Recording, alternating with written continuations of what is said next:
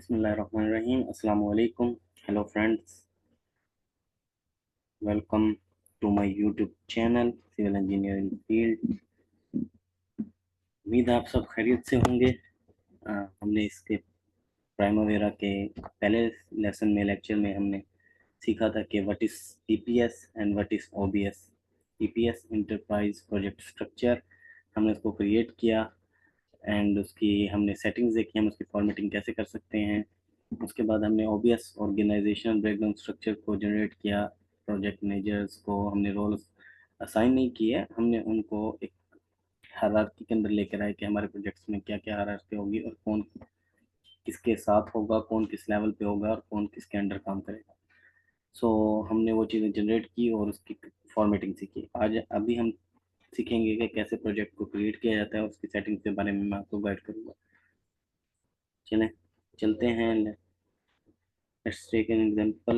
ये हमने जो जुबेल, नियोम और रियाज, और फॉर योर इन्फॉर्मेशन हम यहाँ से भी इनको एडिट कर सकते हैं। ये देखें एन है, एन सी, अब यहाँ से भी इनको एडिट कर सकते हैं। ठीक है। सो अभी हम आगे चलते हैं। आप इसको ड्रैग करके थोड़ा सा इधर ले लें। प्रोजेक्ट क्रिएट करेंगे। मैंने जुबेल को सिलेक्ट किया है। मेरा ईपीएस जो है इंटरप्राइज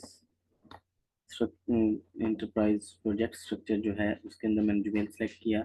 अभी देखें इसके अंदर प्रोजेक्ट ऐड करने के 3 वेज हैं। आपको यहाँ नज़र आ रहा होगा control new, C N press करेंगे तब भी वो न्यू प्रोजेक्ट को ऐड करेगा। आप फाइल्स में जाएंगे, यहाँ से न्यू करेंगे तब भी वो ऐड करेगा। उसके अलावा आपको राइट हैंड के ऊपर आपको शो हो रहा है, यहाँ पर आप देख रहे होंगे एक प्लस का साइन, इसको भी आप ऐड करेंगे तो यहाँ से भी ऐड होगा। ये मैं इधर से प्लस का साइन करता हूँ तो ये देखें उसे न्यू प्रोजेक्ट को ऐड करना शुरू कर दिया। अब वो कहता है सेलेक्ट ईपीएस। ईपीएस हमारा क्या है, वो हमने यूनिवर्सिटी रखा हुआ है। सेकंड उसमें प्रोजेक्ट की आईडी क्या है, लेट्स से मैं लिखता हूँ project ID J3B, Jubail 3B। Project name क्या है, Jubail B, IWFB, desalination not, desalination not. मैं इसको नेक्स्ट करूँगा। आगे वो पूछ रहा है प्रोजेक्ट की प्लान स्टार्ट क्या है, मतलब स्टार्ट डेट, प्रोजेक्ट किस दिन स्टार्ट होना है, ये वो डेट है।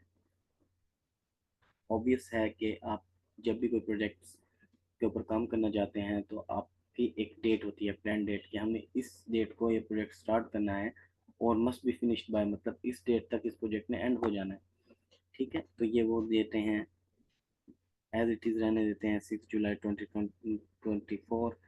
इसको अभी हम चेंज नहीं करते हैं और मस्ट फिनिश बाय डेट को भी अभी हम नहीं इसको पुट करेंगे। 2 सालों के बाद एंड होना है हम जानते हैं, बट आपको पता है बहुत सारी क्रिटिकल पार्ट्स आते हैं, फ्री प्लॉट्स होते हैं, तो इस वजह से हम अभी इसको नहीं छेड़ेंगे, क्योंकि हम इसको बाद में डिस्कस करेंगे कॉन्स्टेंट्स के बारे में, फ्लोट्स के बारे में, और उसके बाद इसके ऊपर आएंगे कि मस्ट बी फिनिश बाय क्या डेट है और किस तरीके से निकाली जा सकती है और ऑटोमेटिकली कैसे कैलकुलेट होती है। ठीक है, अभी हम नेक्स्ट करेंगे। नेक्स्ट उस पर आ रहा है रिस्पॉन्सिबल मैनेजर क्या है एंटरप्राइज का। सो हमने ऑलरेडी जो ओबीएस क्रिएट किया था वो यहाँ पर शो हो रहा होगा। तो मैं चाहता हूँ कि मेरा जो प्रोजेक्ट मैनेजर है वो हाईएस्ट अथॉरिटी है इस प्रोजेक्ट की। मैं चाहता तो मैं यहाँ पे ऐड भी कर सकता था और मैं यहाँ पे ऐड करके प्रोजेक्ट डायरेक्टर को दे देता, बट मैं चाहता हूँ कि प्रोजेक्ट मैनेजर रहे। तो आप उधर जाएंगे, एंटरप्राइज ओबीएस में प्रोजेक्ट डायरेक्टर रखेंगे, उसके बाद आप कुछ चेंज कर सकते हैं। सो मैंने प्रोजेक्ट मैनेजर को हायर कर लिया। प्रोजेक्ट मैनेजर रिस्पॉन्सिबल है for this whole project. Okay, आगे नेक्स्ट जाते हैं। यहाँ पर वो पूछ रहा है रेट क्या है, प्राइस पर यूनिट। सो आप इसको अभी नीचे देख रहे हैं unit 2, unit 3, unit 4, nothing change.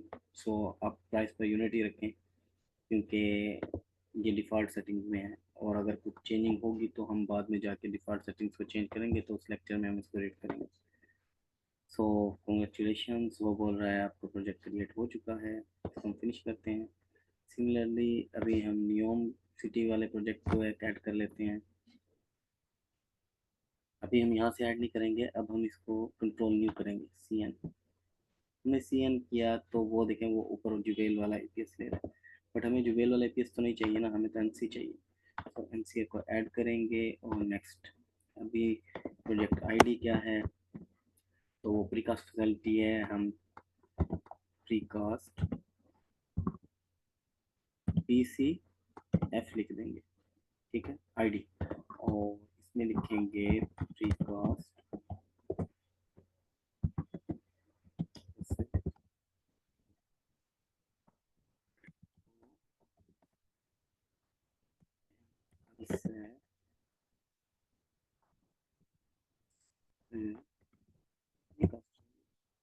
हमने चला ये लिख दिया, ऑक्साकॉन प्रीकास्ट फैसिलिटी है वैसे वो, लेकिन हमने इसको रेड पैनल से प्रीकास्ट फैसिलिटी लिख दिया। नेक्स्ट करते हैं, सेम प्लान डेट के बारे में पूछ रहा है और फिनिश बाय के बारे में, इसको हम चेंज नहीं करेंगे, ये डेट आप कुछ भी रख सकते हैं जो आपकी प्लान डेट है। उसके बाद रिस्पॉन्सिबल मैनेजर सेम। अभी ये देखें यहाँ पे इंटरप्राइज एक है, उसके लिए बनाया गया है, वहाँ पे हमें एक इंटरप्राइज और बनाना है असल में, क्रिएट करना है, क्योंकि वहाँ का जो प्रोजेक्ट मैनेजर है वो चेंज होगा। आपने यहाँ पे पीएम लिख कर उसके आगे उसका नाम लिख देना है तो बेटर रहेगा, PM1। फिर दूसरा इंटरप्राइज जो होगा PM2, मतलब वहाँ पर और टीम लगी हुई है, यहाँ पर और टीम लगी हुई है, लेकिन मैं अभी के लिए सेम ही उसको सेलेक्ट कर रहा हूँ, प्रोजेक्ट मैनेजर को। ओके, फिर next, price per unit same, next and congratulation. Similarly आप रियाज का प्रोजेक्ट ऐड कर सकते हैं। आपको उम्मीद है आपको समझ आ चुकी है कि कैसे प्रोजेक्ट को क्रिएट करना है, कैसे उसकी डिटेल्स पुट करनी है। अब आपको शो हो रहा होगा ये हमारा हाईएस्ट लेवल है। उसके बाद जो 3B J3B आईडी है उस प्रोजेक्ट की, यहाँ पे अगर मैं एक और, मैंने जिस तरह आपको बताया मेरा एक और प्रोजेक्ट है, तो मैं इसको दूसरा भी ऐड कर देता हूँ ताकि आपको उसके बारे में भी इंफॉर्मेशन रहे। Sorry for that, project ID है, आप इसको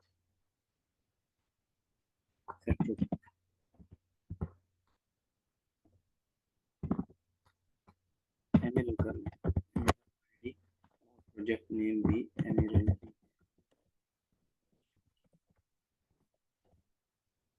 इट्स $11 बिलियन प्रोजेक्ट, रामको का प्रोजेक्ट है ये, और इसके अंदर रामको आई थिंक 67% है और 33% टोटल एनर्जी का प्रोजेक्ट है।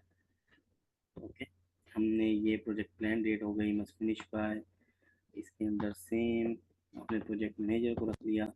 और next, assign the rate type same रहेगा। कॉन्ग्रेचुलेशन, आपके 2 प्रोजेक्ट्स क्रिएट हो चुके हैं। उम्मीद आपको ये बात समझ आ चुकी है। इसके बाद हम सेटिंग के बारे में देखते हैं। चलें एमिरल को सिलेक्ट करते हैं और एमिरल के बारे में, अभी जो ये नीचे हैं ये आपको सब प्रोजेक्ट्स की डिटेल्स आ रही हैं, शो हो रही हैं। हम वन बाय वन इन सब को स्टडी करेंगे और उनको देखेंगे ये क्या चीज़ें। जनरल उसमें प्रोजेक्ट आईडी है, आप इसको यहाँ से भी चेंज कर सकते हैं। प्रोजेक्ट नेम है, status active, inactive, plan, what if. Active status he show करवाएगा डिफ़ॉल्ट सेटिंग से। अगर ये प्रोजेक्ट ख़त्म हो चुका है तो इनएक्टिव कर सकते हैं, या अभी नहीं चल रहा है, स्टॉप्ड है, तब भी इनएक्टिव हो सकता है।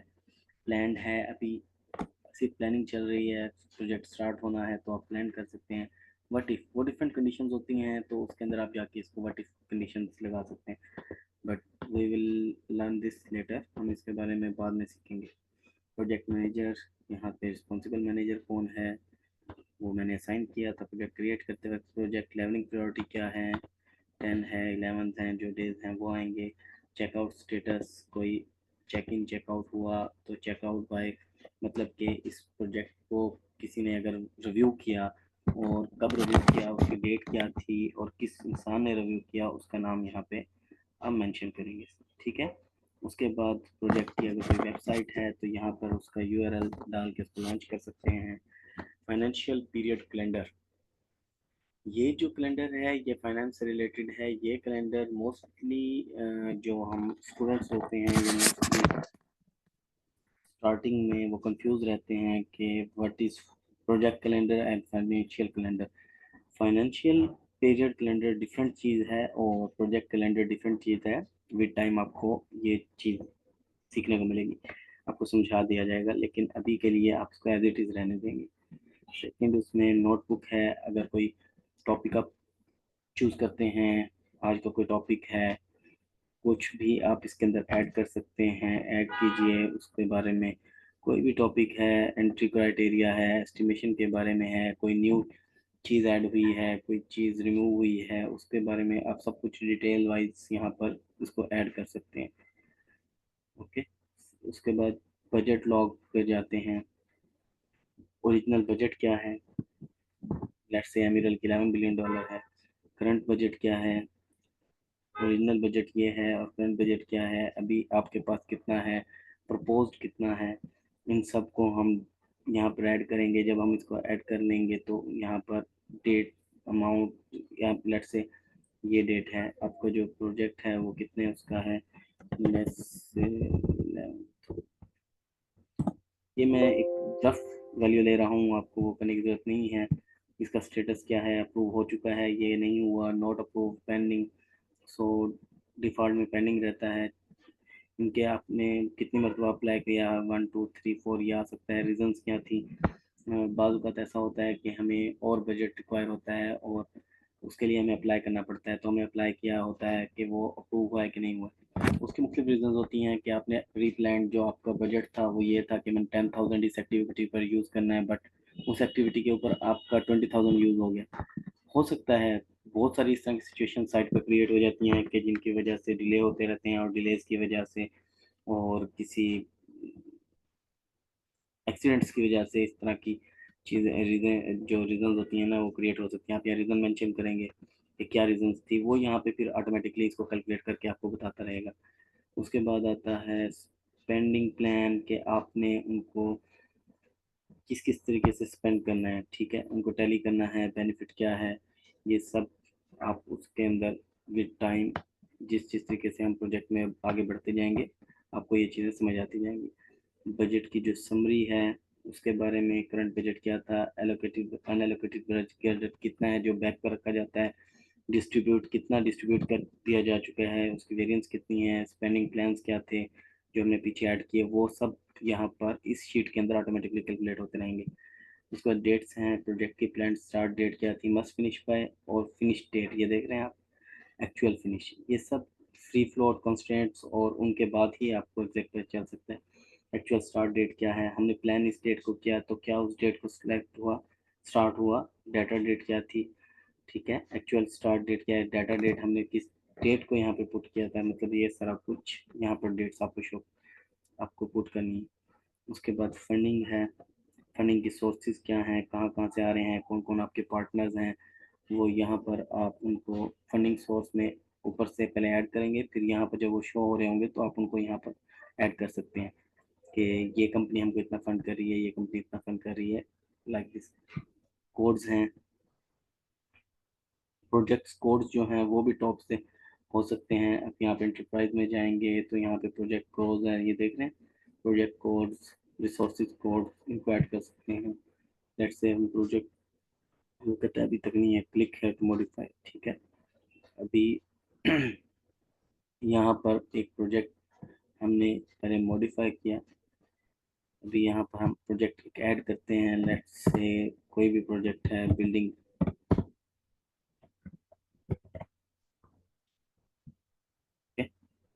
ये न्यू है हमारे पास, तो हमने चेक किया, अगर उसके अलावा कोई ऐड करना चाहते हैं, it's up to you.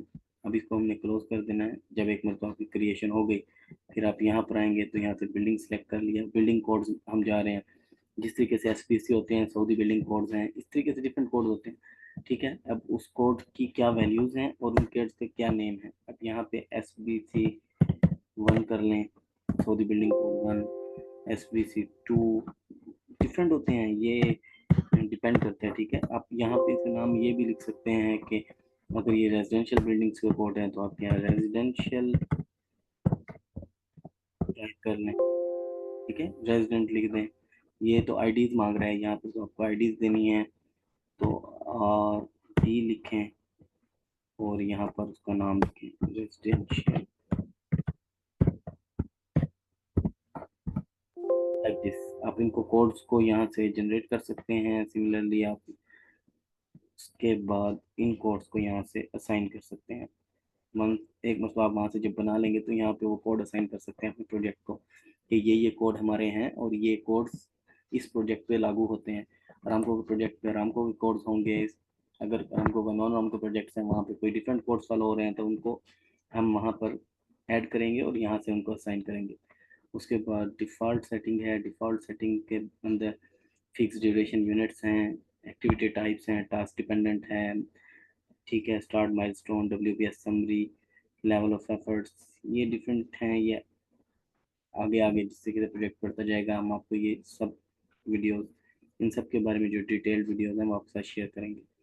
Resources same price per unit, इसको हमने डिफ़ॉल्ट रहने दिया है। और वो कह रहे हैं resources can be assign to the same activity more than once, मतलब जितनी भी हमारे रिसोर्सेज हैं, सर्च करते हैं हमारे पास सीमेंट की एक रिसोर्स है और हम उसको डिफरेंट एक्टिविटीज़ को भी असाइन कर सकते हैं, इसमें कोई इशू नहीं है।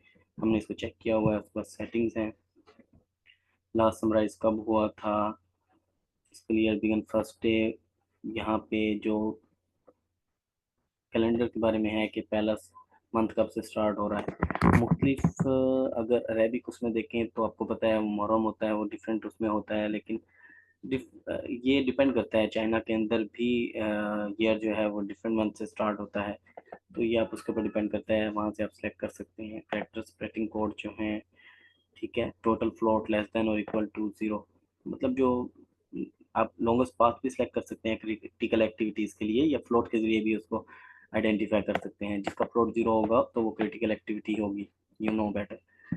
कैलकुलेशंस हैं, यहाँ पर देखें, डिफ़ॉल्ट प्राइस विदाउट रिसोर्स और role price per unit per hour कितना आप पे कर रहे हैं वो लिख सकते हैं। Resource assignments subject actual from at completion, completion के बाद और रिमेनिंग रह रहा है तो तब कितना ऐड करना है, ये सब चीज़ें, ठीक है। उसके बाद update units, cost change on resource assignments, आप इनको चेक अनचेक कर सकते हैं, वो आपके प्रोजेक्ट के ऊपर डिपेंड करता है। So that's all. प्रोजेक्ट कैसे क्रिएट किया जाता है, उसके अंदर क्या क्या चीज़ें हैं, जनरल क्या है, बजट लॉग क्या है, बजट समरी क्या है, डेट्स क्या हैं, रिसोर्सेज कैसे आएंगी, किससे कैसे आएंगी, कैसे हमने इनको साइन करना है, हम नेक्स्ट वीडियोज़ में इस बारे में सीखेंगे।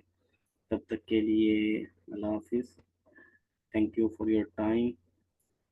अगर आपको ये वीडियो पसंद आई है तो hit like, kindly subscribe my channel and share this channel with your friends and colleagues जो इस फील्ड से रिलेटेड हैं और वो प्राइमरी वगैरह सीखना चाहते हैं, सो दैट उनकी भी गाइडेंस हो सके और टू सपोर्ट मी।